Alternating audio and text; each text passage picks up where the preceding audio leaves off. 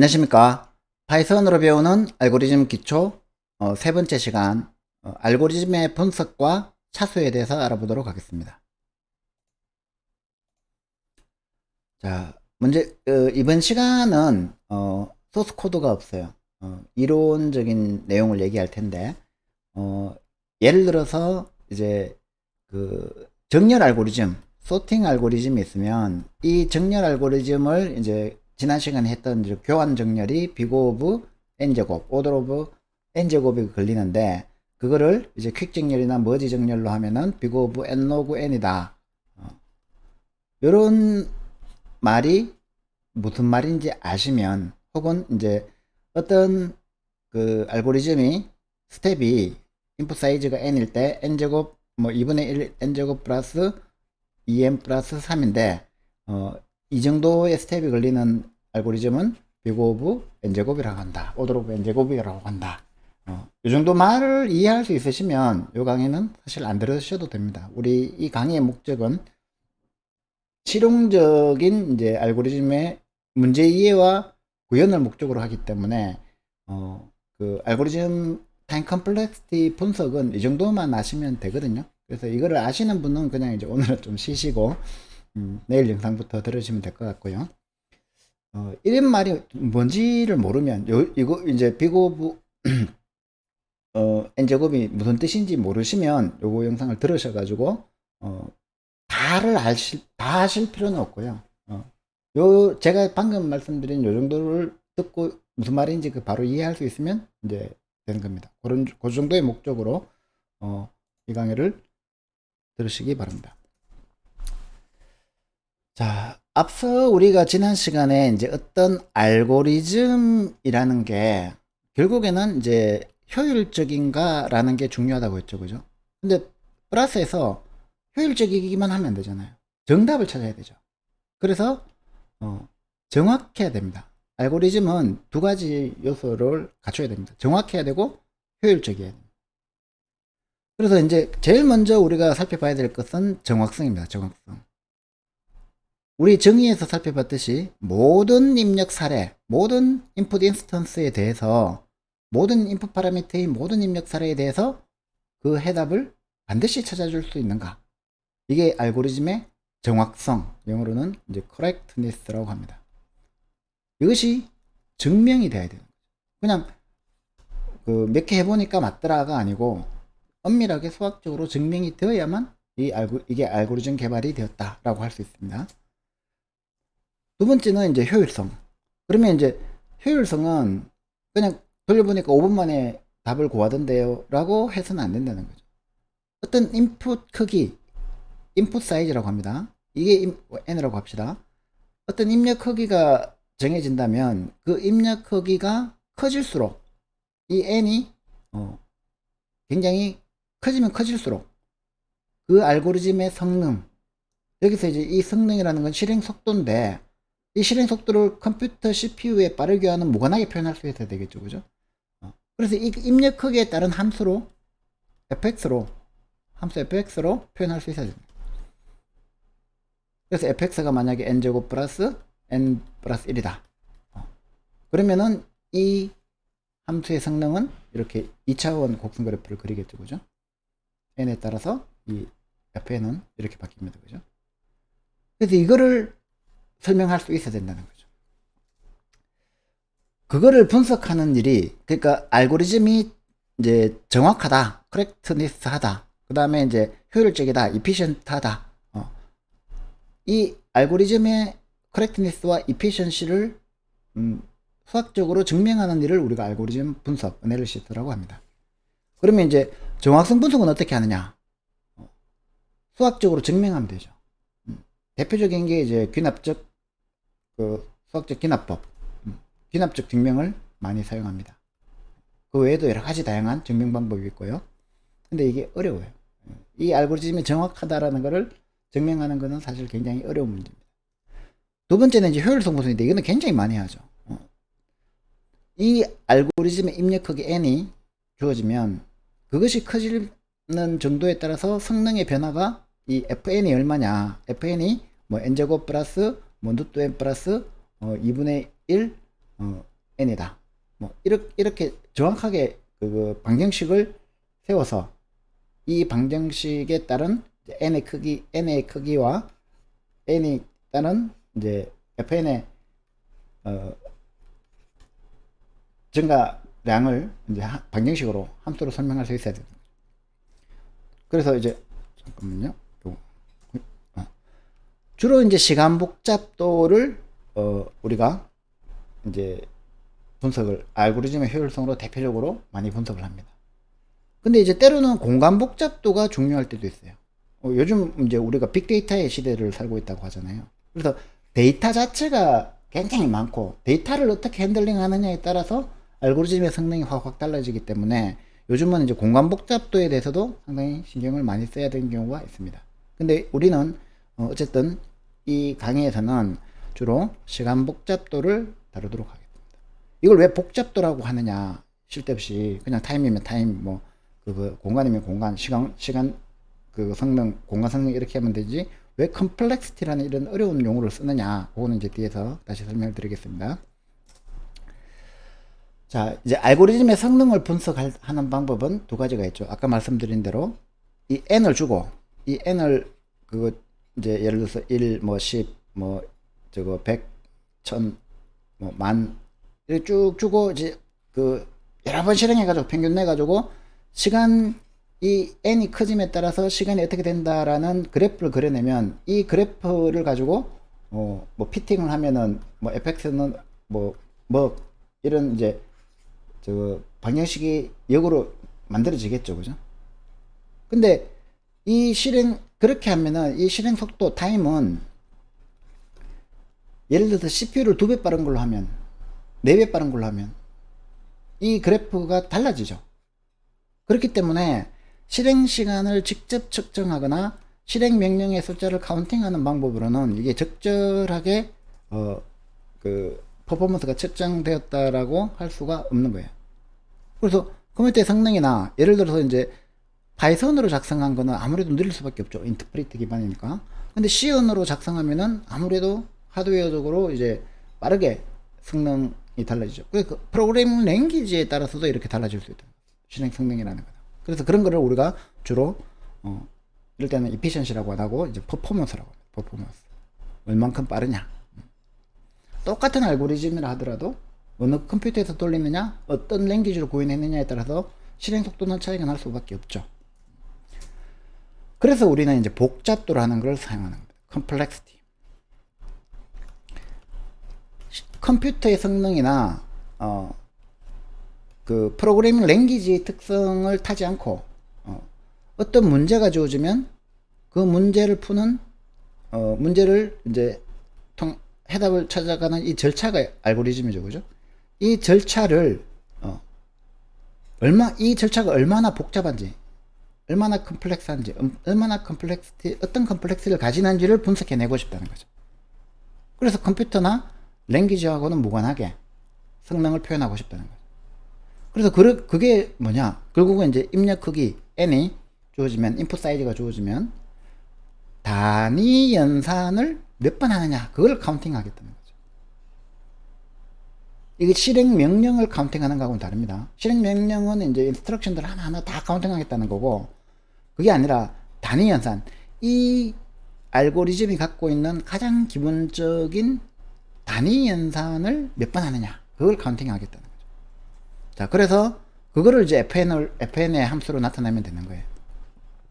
그러면 이제 어떻게 하느냐? 복잡도 분석은 이제 두 가지를 하면 됩니다. 첫 번째, 인풋 사이즈. 인풋 사이즈. 어떤 문제가 가진 파라미터, 인풋 파라미터의 입력값의 크기를 n으로 두자는 대표적으로. 그러면 그걸 가지고 이 n 개의 인풋 사이즈의 알고리즘을 실행하는 그 단위 연산, 베이직 오퍼레이션이죠. 이 베이직 오퍼레이션을 몇 번 하느냐를 카운트하자는 거죠. 자, 이제 예를 들어서 한번 보겠습니다. 우리 지난 시간에 이제 배열 원소의 합을 했죠, 그죠? 배열이 주어지면 이 배열의 원소들을 모두 이제 합하면 됩니다, 그죠? 그래서 S를 0으로 초기하고 얘를 더하고 얘를 더하고 얘를 더하고 쭉 해서 얘까지 더하면 되죠, 그죠? 그러면 인풋 사이즈는 n이고, 단위 연산, 베이직 오퍼레이션은 뭡니까? 여기서 이걸 더하는 덧셈으로 두면 되겠죠. 이 덧셈 연산을 단위 연산으로 보자는 거예요. 그러면은 이제 이 덧셈 연산을 몇 번 합니까? n번 해야 되죠, 그죠? 그러면 fn은 뭡니까?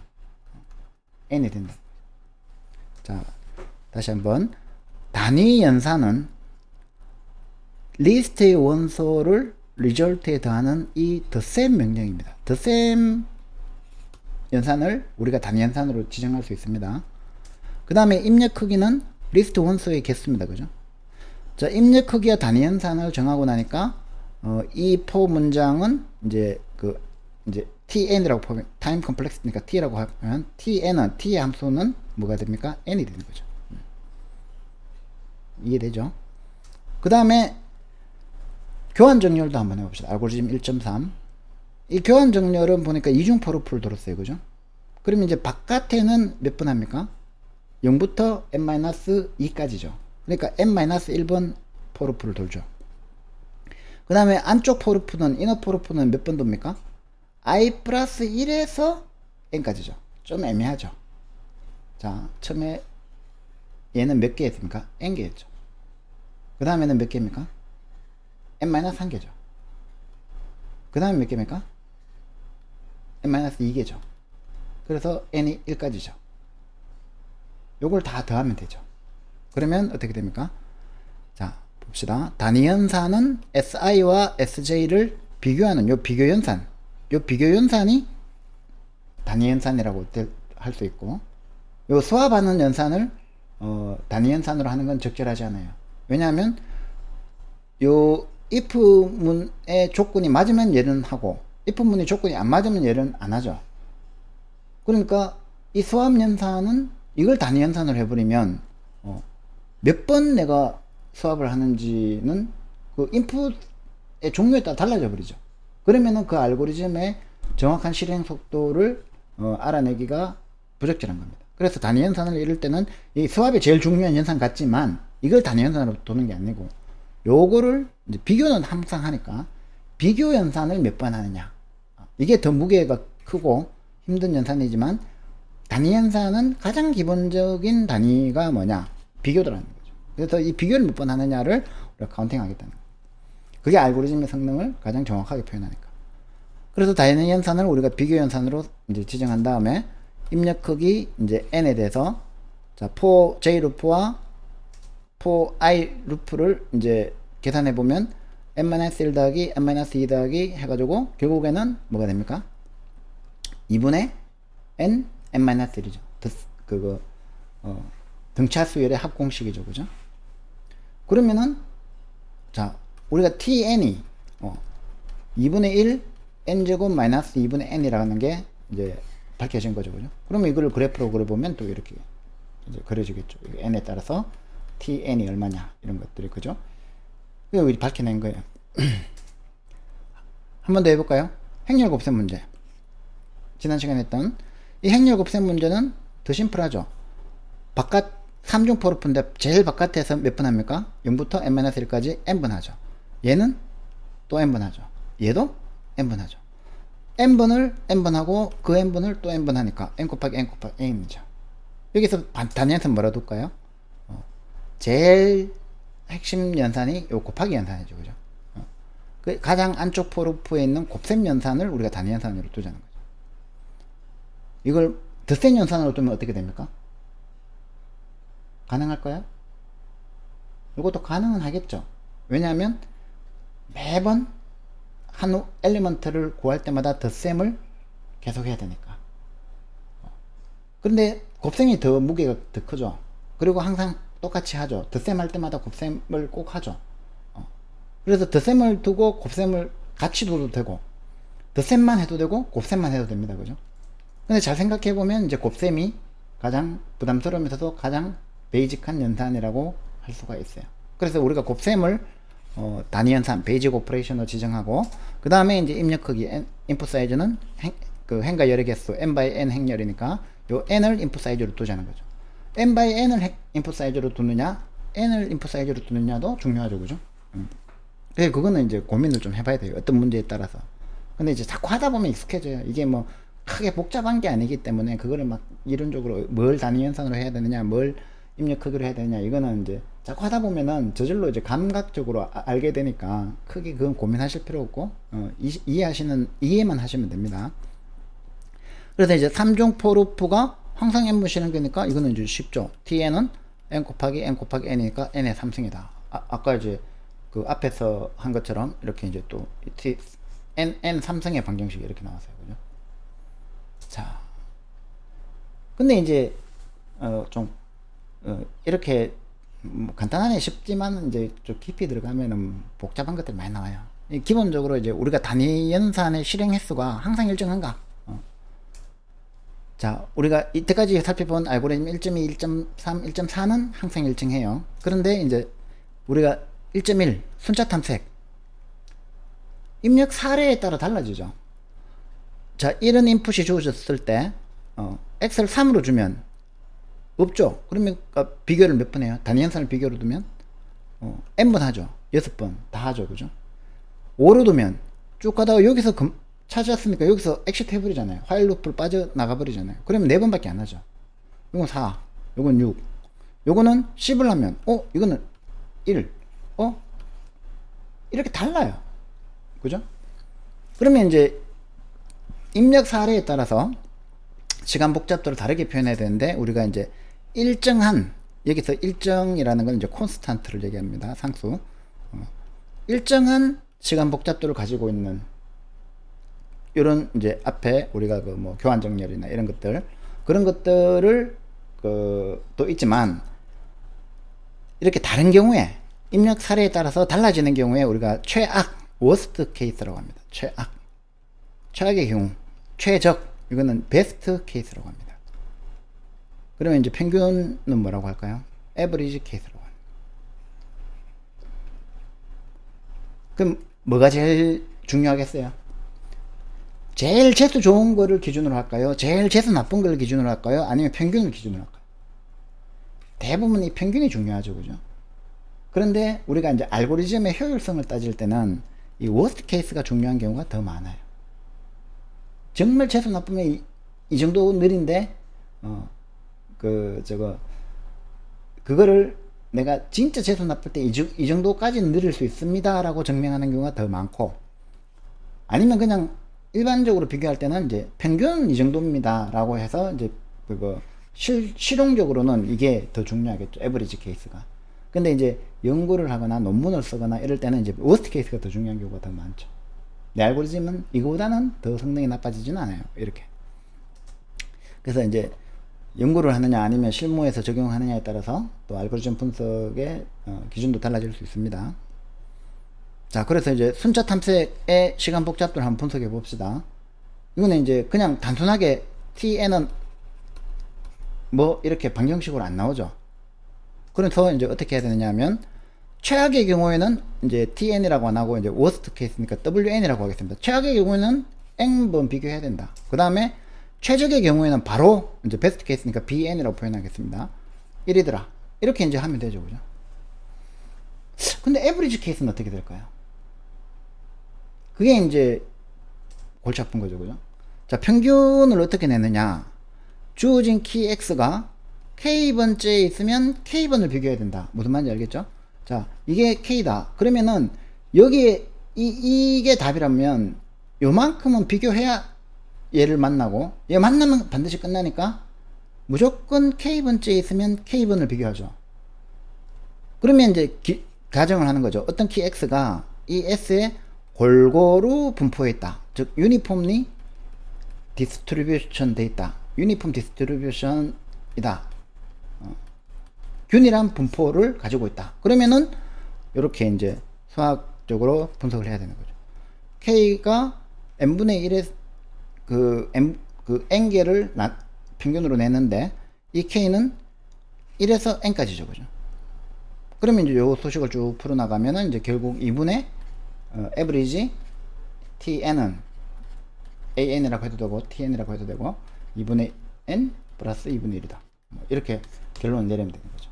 그러면 이제 워스트, 베스트, 평균 다 이제 밝혀낸 거예요. 자, 그런데 이제 해보니까 쉽네라고 생각이 드실 수도 있지만 한편으로는 저렇게까지 해야 돼? 이런 생각이 안 들어요. 저렇게까지 안 하고 싶다는 거죠. 지금 처음에 여러분들이 이제 이거를 공부하면 뭐 저렇게 하면 되는데 이 복잡한 뭐 비고 노테이션, 정근적 표기법 뭐 이렇게 어려운 용어를 써가지고 사람 겁주고 막 그럴 필요 있냐 이런 생각을 하시겠지만 근데 이제 나중에 익숙해져 보면은 아이고 저렇게 분석하려고 하면은 머리 다 빠지겠다 이런 생각이 드는 거죠. 그렇게까지 자세하게 알고 싶지도 않은데 우리가 알고 싶은 거는 궁극적으로 더 빠른가 이거를 알고 싶은 거예요. 그러니까 어떤 문제를 풀 때 내가 1시간에 풀 수 있느냐 1시간 2초에 풀 수 있느냐는 안 궁금하다는 거죠. 2시간 만에 풀 수 있느냐 1시간 만에 풀 수 있느냐 이런 건 안 궁금하다는 거죠. 1시간에 풀 수 있느냐 10일이 걸리느냐 이거는 궁금하다는 거죠. 그죠?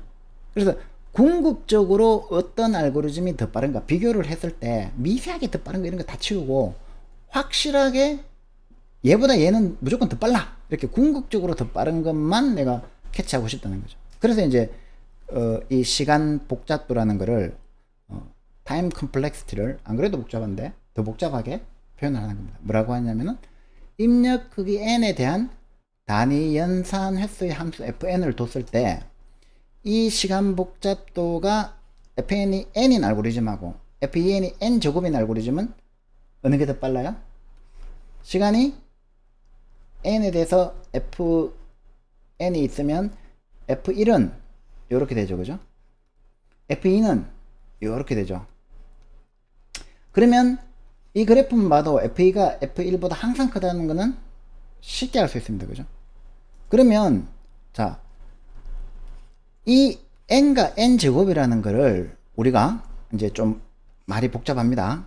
근데 간단하게 설명드릴게요. 이 n과 n 제곱을 갖고 있으면 이 안에 이제 상수가 n 같으면 an 플러스 b로 일반화시킬 수 있죠. f2n 같으면 2차 방정식이니까 an 제곱 플러스 bn 플러스 c 이렇게 일반화시킬 수 있죠. 그러면 an 플러스 b는 an 제곱 플러스 bn 플러스 c보다는 궁극적으로 작아요. 예를 들어서 얘가 이런 함수라고 합시다. 그럼 얘는 이런 함수라고 합시다. 그러면은 자 이렇게 돼 있으면 얘는 이런 함수고 얘는 이런 함수인데 이 그 y절편이 굉장히 커서 그러면은 얘가 더 빨라 보이잖아요. 얘가 훨씬 더 빨라 보이잖아요. 초기에는. 근데 이게 n이 쭉 커지면 n이 무한대로 간다고 가정을 해봅시다. 무한대까지는 안 가겠지만 어쨌든 n이 쭉 커지면 결국에는 이를 크로스 지점이 온다는 거예요. 그걸 이제 수학적으로 증명하면 이렇게 돼요.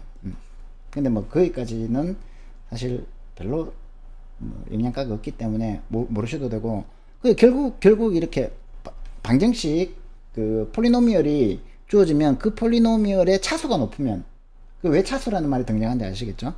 차수가 높으면은 이게 1차식이고 이게 2차식이면 차수가 높으면은 무조건 얘가 더 궁극적으로 빠르다고 할 수 있죠. 느리다고 할 수 있죠. 얘가 더 빠르다고 할 수 있죠. 그래서 우리가 어떤 그 방정식 함수의 그 tn을 주면은 이제 그 시간의 복잡도 tn이라는 함수가 주어지면 그거의 차수만 알고 싶다는 거예요. 차수만 오더만 알고 싶다는 거예요. 왜냐면 그렇게 되면 궁극적으로 빠르니까. 그 어떤 구간에서는 얘가 빠르고 어떤 구간에서는 저렇게 빠르고 그렇게 생각하지 말고 어쨌든 간에 궁극적으로 가면은 얘가 얘보다 더 빨라. 그게 그 알고리즘의 시간 복잡도 tn 함수의 차수 그 중에서도 제일 높은 차수 우리가 1차식 하면은 제일 높은 차수의 거듭 제곱이 1인 거잖아요. 그죠? 2차식 하면 x의 제곱, 3차식 하면 x의 3승. 그 뒤에 막 뭐 복잡하게 나오는 건 무시하고 이 제일 큰 항을 차수가 제일 큰 항을 우리가 3차 방정식이라고 하죠. 그죠? 그래서 그 오도만 알고 싶다는 거예요. 그래서 1차 시간 알고리즘은 시간 복잡도가 1차 함수이다. 무슨 말인지 알겠죠? tn으로 표현해봤더만 1차 방정식이 나오더라는 거죠. 2차 시간 알고리즘은 2차 방정식이 나오더라는 거죠. 그러면 이렇게 차수가 다르면 모든 1차 시간 알고리즘은 2차 시간 알고리즘보다 빨라요. 언제 빠르다? 궁극적으로 빠르다. 궁극적으로. 어떤 순간에 얘가 더 빠른데요? 하지 말자는 거죠. 왜냐하면 그게 그 2차 시간이라는 게 밝혀지면 궁극적으로는 얘가 더 빨라요. 그래서 시간 복잡도의 함수의 차수로 오더로 알고리즘의 성능을 분류해보자는 거예요. 분류. 복잡하게 이게 뭐 an 제곱이다. 뭐 2에 n에 플러스 3이다. 이런 거 이 복잡하게 이런 거 하지 말고 그냥 얘는 2차식인데요. 시간 복잡도가 얘는 1차식인데요. 얘는 로그인데요. 로그 함수 따르는데요. 이렇게 이제 분류만 해버리고 싶다는 거죠. 그래서 이제 대표적으로 분류하는 게 이제 주로 이런 걸 쓰는 겁니다. 해보니까 상수더라. 그러면은 무조건 1인 거예요. 그러면 이제 상수 시간이 되는 거고. 분석해보니까 제일 높은 차수가 로그 n이더라. 그러면 로그 시간이 됩니다.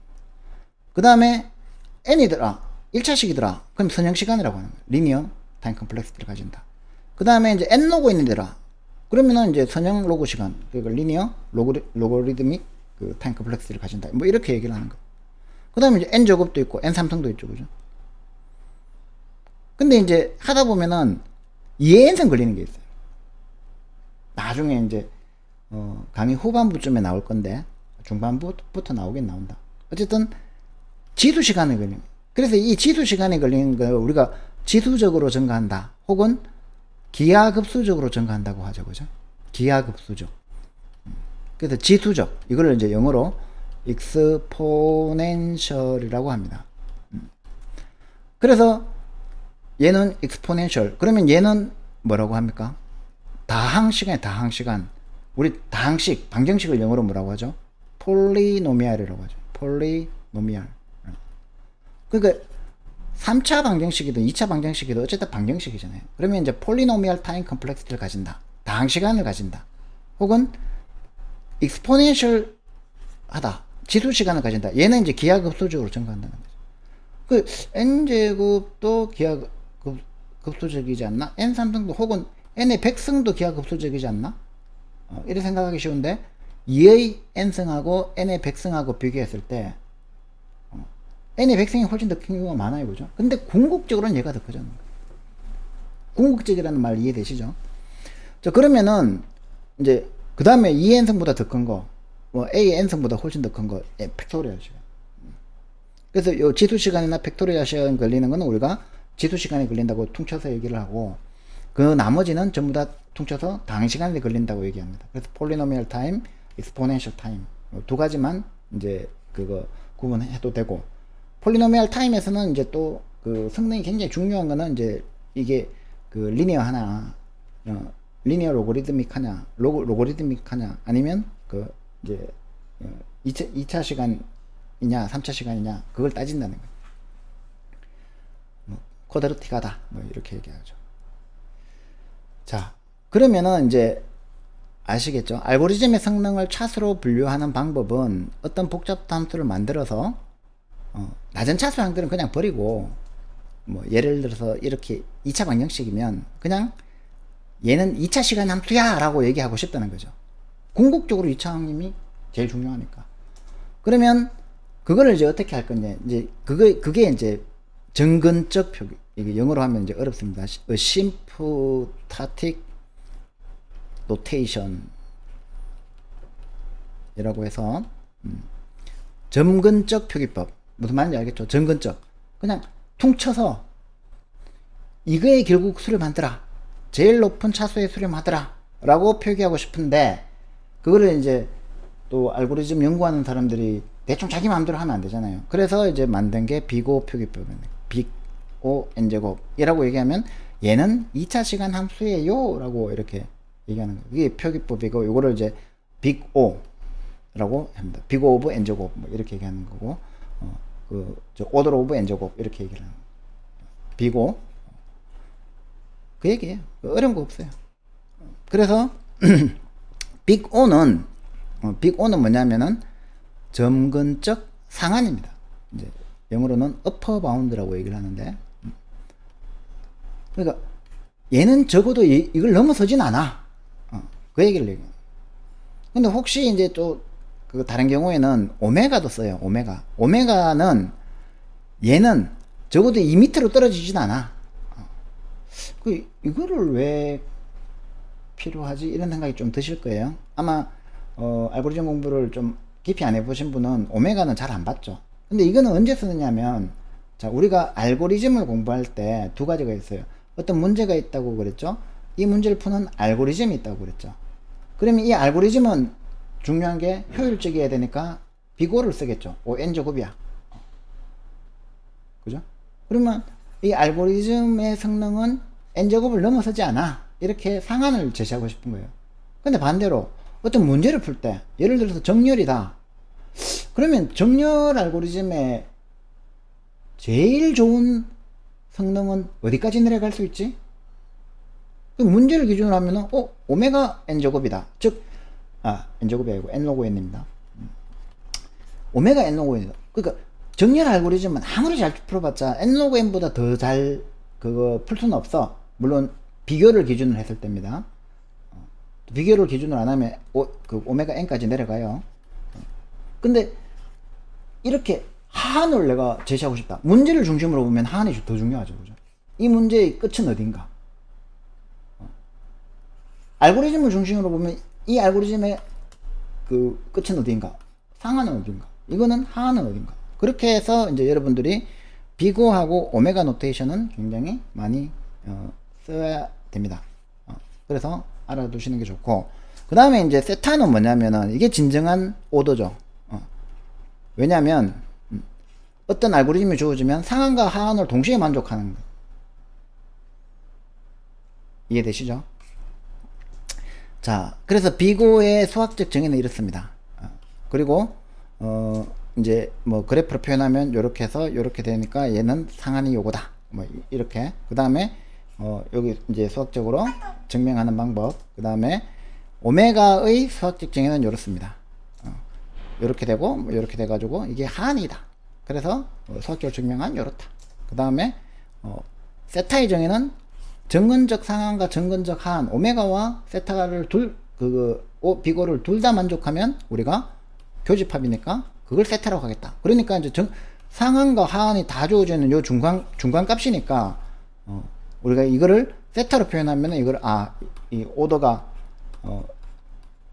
혹은 차수가 n제곱이다 이렇게 되는 거죠. 그래서 이제 알고리즘에 명확한 증명을 하고 싶으면 세타를 쓰는 게 제일 좋죠. 그죠? 상한과 하한을 동시에 구해서. 그래서 요거는 여러분들이 만약에 이제 그 무슨 시험을 쳐야 된다거나 아니면 진짜 알고리즘 공부를 이제 제대로 한번 해가지고 내가 대학원이나 이런 데 가서 해보고 싶다 이러면은 이제 저 수학적 증명까지 그 수학적 정의 그 다음에 그 수학적 정의에 따른 증명까지 공부하시고, 지금 우리가 할 때는 실용적인 측면에서 보면은 그냥 비고 n제곱이 무슨 뜻이다, 그 다음에 세타 n 로그 n이 무슨 뜻이다, 오메가 루트 n이 무슨 뜻이다, 그리고 이제 그거를 도출할 때 어떻게 도출하면 된다, 수학적으로 증명할 필요까지 없이 이중 포르파가 돌면 n제곱이 된다, 그래서 비고 n제곱이 것이다, 이렇게 이제 감각적으로 알아도 상관없어요. 쭉 하다 보면은 자연스럽게 알게 될 겁니다. 자, 그래서 마지막으로 이제 교환정렬의 차수 문제를 한번 봅시다. 우리가 이제 아까 분석해 보니까 2분의 1 n제곱 마이너스 2n인 거는 분석했죠. 그죠? 그러면 이제 이거를 이렇게 항상 외우고 다닐 수 없잖아요. 그냥 교환정렬은 비고 오브 n제곱이더라. 깔끔하죠? 그리고 교환정렬은 비고 오메가 오브 n제곱이더라. 그래? 그러면 세타 오브 n제곱이네. 그럼 얘의 차수는 얼마야? 오도가 n제곱이지. 이렇게 아시면 됩니다. 그리고 이제 그게 이제 ON제곱, 오메가 n제곱, 세타 n제곱이 된다는 거죠. 교환정렬의 알고리즘 차수는 n제곱이다. 이렇게 하시면 됩니다. 순차 탐색은 더 쉽죠? 더 쉬운 건 아니죠. 최악이 그 n이고 최적이 그 세타 1이니까 평균 n이니까 2분의 n 플러스 1이었죠. 그죠? 2분의 1 n 플러스 2분의 1이에요. 그죠? 그럼 최고 높은 차수가 뭐예요? 1차수죠. 그러면 세타 오브 n인 최악과 평균이 같죠. 신기하죠? 어떻게 최악과 평균이 같을 수 있어? 이 비고의 마법, 그 증거적 표기법의 마법이 숨어 있는 거예요. 무슨 말인지 알겠죠? 자, 그렇게 해서 오늘 다룬 내용들은 이제 사실 알고리즘에 좀 이제 이론적인 내용이 많았고 실제로 내가 실습해 볼 수 있는 코드는 없는 강의입니다. 아마 이제 제가 처음에 말씀드렸다시피 비고 노테이션, 증거적 표기법, 오메가 노테이션, 세타 노테이션을 처음 보는 사람이라면 강의자를 좀 보시면서 이런 뜻이구나 라는 것 정도는 이해를 하실 필요가 있고, 이미 이제 알고리즘 공부하신 적이 있어가지고 여기 익숙하시다면 이제 별로 뭐 크게 신경 쓰실 필요 없어요. 그냥 이렇다라는 것만 알면 저 뒤에서 쫙 하다 보면은 사용법은 충분히 익힐 수 있어요. 우리가 그 단어의 정확한 사전적 의미는 몰라도 일상생활에서 많이 쓰다 보면은 용어에 익숙해지잖아요. 그죠? 그렇게 익숙해지시면 됩니다. 비고 노테이션. 자, 오늘도 끝까지 강의를 들어주셔서 고맙고 구독과 좋아요를 해주시면 강의 제작에 큰 힘이 되고, 오늘은 소스 코드가 없으니까 강의 자료는 제가 구글 드라이브에 업로드 해두도록 하겠습니다. 감사합니다.